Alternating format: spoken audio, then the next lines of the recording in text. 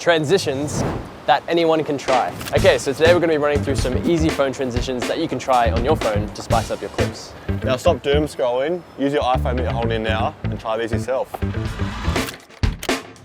Alright, so the first transition you can do with your phone is the whip pan, and this is probably the easiest one you can do and the most beginner friendly, and if you execute it right, it looks pretty good. It's super simple. All you want to do is record your frame, and then at the end of your frame, you're going to whip out of it and connect that with the next frame. And then in post-processing, when you have that motion blur happening, that's when you want to cut the clips and connect them together so it looks seamless. An additional tip is to shoot in 24 or 30 frames per second so that you get that nice natural motion blur and there's not too many frames in the shot. Alright, the next easy transition that you can do is the match cut.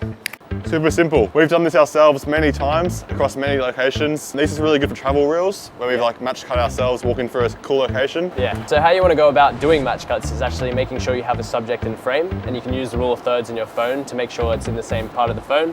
But basically you want to have different shots, different locations, but keeping the same subject or same shape. And this is going to give the illusion that the frames are continuous and the viewer is going to have a constant focal point to look at throughout the frames. Put a little bit of tape on your LCD screen and you can even line it up even easier. Yeah. Cool.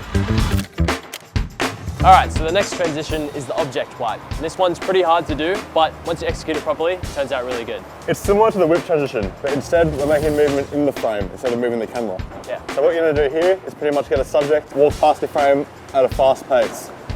Or you can move the camera on a linear plane past a pole. So using those objects that are going past the frame, in post you're going to be cutting when the object is going through the middle of the frame. That means you want to get two objects when you're shooting both shots so that you can use them as the same sort of object. Alright, so the next transition is the twist.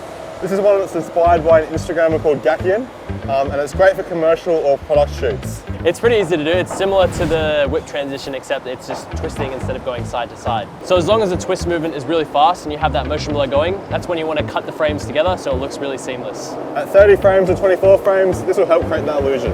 Yeah.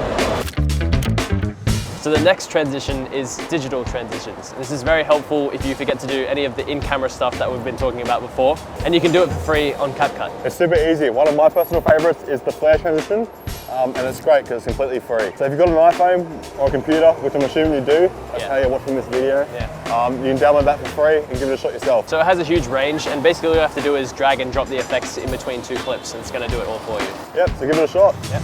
And next, it's your turn to try. Enjoy.